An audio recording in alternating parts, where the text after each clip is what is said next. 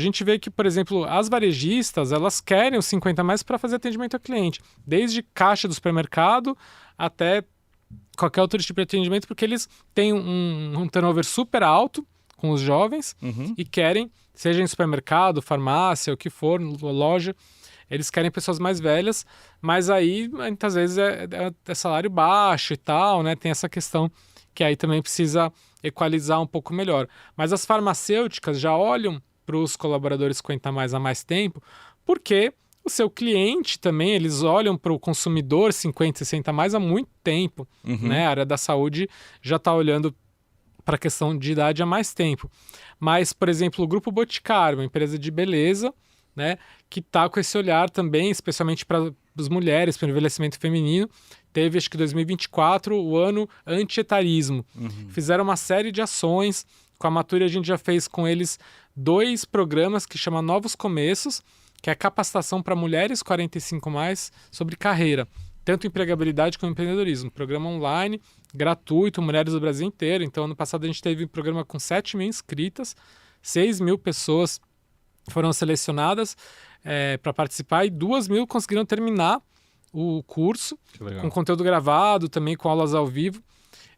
Passando desde questões de autoconhecimento, se domínio da postura, até questões mais técnicas de finanças, comunicação e tal, para ajudar a dar um up na carreira delas. Então, o Boticário patrocinou, Nature desenvolveu tudo isso e deu isso de forma gratuita para essas mulheres. Foi um case muito legal porque teve um impacto muito grande.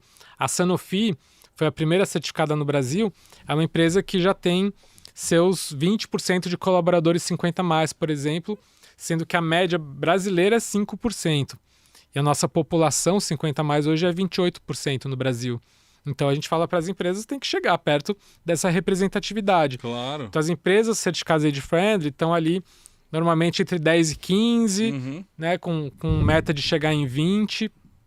E a Sanofi é uma que faz programa, por exemplo, para falar de menopausa no trabalho, tem auxílio, reposição hormonal para as colaboradoras mais velhas, então ela já está bem avançada nesse tema, é um ótimo exemplo, e tantas outras dessas 20 certificados que vale a pena dar uma olhada, porque são empresas que são mais receptivas a candidatos 50 mais, cada uma com ações diferentes. Então tem empresa que faz, por exemplo, programa de preparação para aposentadoria, então quando a pessoa vai sair já um pouco antes, tem todo um planejamento, não só financeiro, mas também profissional e pessoal do que ela vai fazer quando ela sai de lá, que é super importante.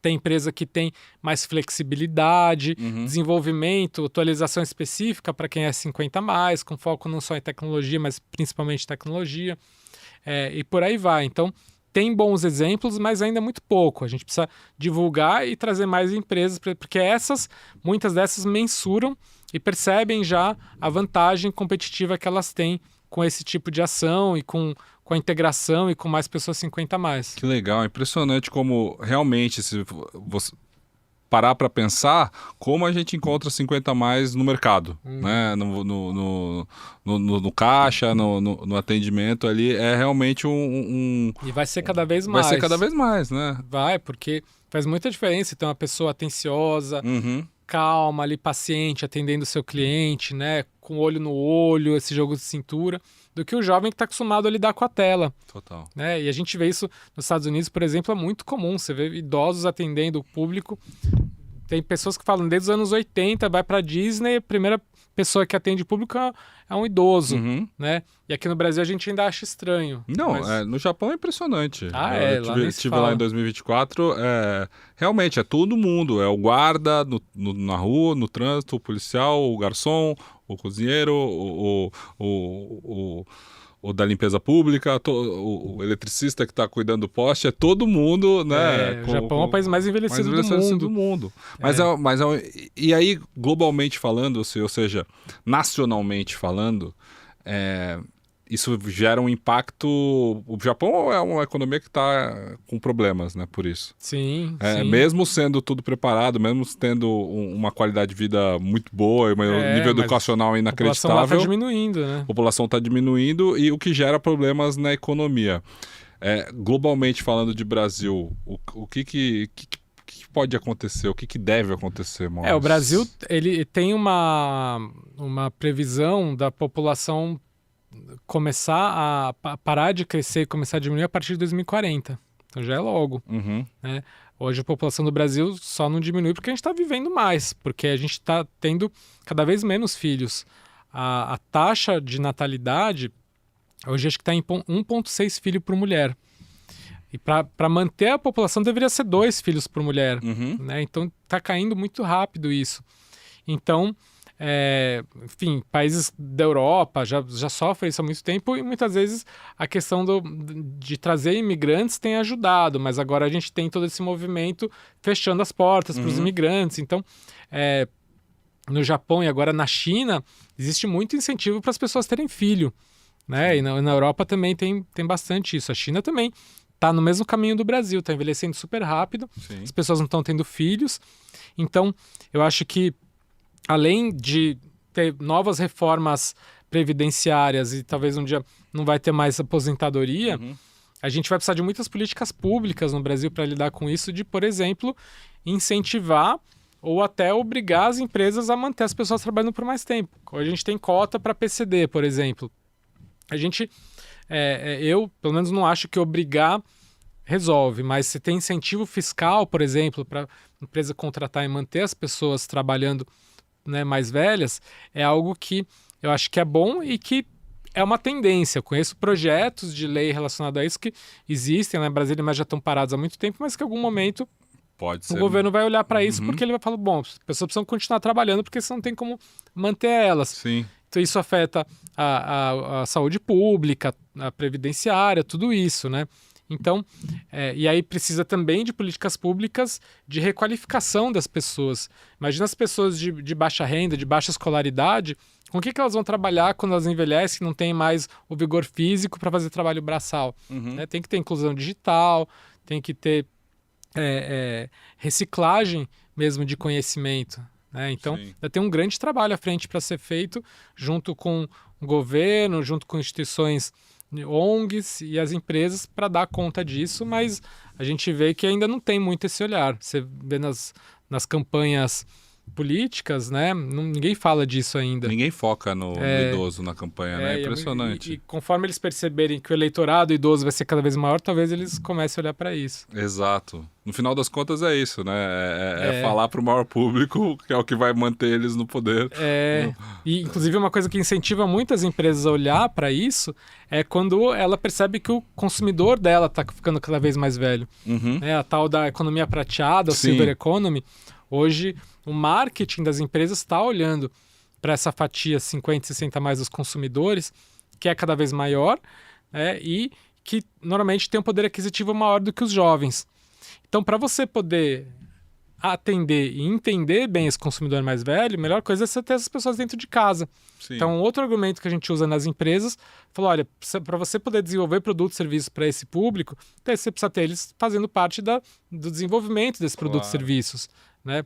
E aí isso também ajuda a incentivar, como é o caso que eu falei das farmacêuticas. E no Brasil não tem muito... Eu acho que o 50 a mais, ele é o cara da geração sanduíche, não é? Não é aquele que sustenta os filhos e os pais? Hoje em dia especialmente as mulheres, né? Que cuidam dos pais já mais idosos, filhos ainda adolescentes em casa, né? E que hoje em dia começam também a sustentar, mas especialmente o cuidado. E é como que essa mulher que está numa fase de menopausa, cuidando de filho adolescente, de pais idosos, vai conseguir trabalhar, né? Então precisa ter realmente um cuidado, uma atenção. Essa pessoa, ela tá no olho do furacão, né? E muitas dessas são mães solteiras, né? Claro. Enfim, então é isso. Acho que vai ter que ter políticas públicas olhando para isso também, mas as empresas já terem benefícios, cuidados olhando para isso é fundamental e a gente quase não vê isso. Um exemplo que eu costumo dar quando eu dou palestra nas empresas é o plano de saúde, o principal benefício, né, que tem. Hoje em dia você coloca lá como dependente seus filhos, cônjuge e filhos no plano de saúde. No futuro, a gente está tendo menos filho ou não está tendo filho, mas tem os pais idosos precisando de cuidado, né, e requerendo minha atenção. Será que se eu não puder colocar os meus pais como dependentes do meu plano de saúde, eu não vou trabalhar melhor? Com 90 anos, né? Então... que é um... Sim, Claro, mas que é tudo isso vai se adaptar. Vai se adaptar. É tão caro, né, plano de saúde, cara. A também cada é uma ano coisa que a minha mãe passa de faixa é um desespero, assim, né? É bem complicado mesmo. Isso tudo vai ter que ser repensado, reinventado para dar conta dessa mudança demográfica, né? Falando do Japão, por exemplo, lá já existem várias políticas públicas com relação ao trabalho. Então, por exemplo, as empresas lá têm incentivo para contratar aposentados por meio período. Legal. Lá é proibido ter aposentadoria compulsória. Aqui não é proibido. A gente tem visto cada vez menos, mas ainda tem empresa. Você fez 60, 65 anos, você tem que sair simplesmente porque você atingiu essa idade. Você pode estar super produtivo, com performance. No auge, como você falou há pouco. Batendo a meta, só porque você fez aniversário você tem que ir embora. Não faz sentido isso. Né? E muitas empresas não têm essa política, mas têm a prática. Minha sogra, por exemplo, ela aposenta, mas continua trabalhando ali na empresa, né? No final das contas, a pessoa só tem aquela renda extra do governo, mas no final das contas precisa continuar trabalhando. Precisa de um complemento, né? De aposentadoria, claro. Uhum. E até porque a gente não tem educação de poupar, de investir, né, para o futuro. Então precisa mesmo. Tanto que a gente tem visto também cada vez mais motorista de Uber de cabelo branco. Sim, né? Total. E a parte que você falou que você encontrou também de educação para essas pessoas 50 a mais do empreendedorismo, aí é outro desafio que deve ser uma peneira muito maior ainda para os que efetivamente conseguem. Né? Porque o empreendedorismo ele exige uma fase da vida em que você vai se dedicar quase para fazer dar certo, né? Tem assim, por um lado você tem toda a experiência, você tem contatos e tal, né, o que ajuda. Por outro lado, você não tem tanto tempo para perder como um jovem que tenta um negócio ali, se não der certo ele começa outro, mas é possível, a gente fala, e a gente já fez parceria com o Sebrae para levar o empreendedorismo para os 50, 60 a mais, porque realmente precisa. Tem gente que tem o sonho de empreender, tem gente que acaba empreendendo por necessidade. Sim. E precisa se capacitar para isso. Empreender não é fácil, né? Você saber gerir, separar o dinheiro pessoal do dinheiro da empresa, coisas básicas que as pessoas não fazem, né? Mas precisa. Mesmo se você for um consultor, um freelancer, é um empreendedorismo. Você vai ter que emitir nota. Então muita gente está indo por esse caminho mais individual, né? Mas tem gente que às vezes quer abrir uma franquia de alguma coisa e aí precisa ter muito cuidado para não gastar muito dinheiro numa coisa que... Todas as economias da vida que pode ser...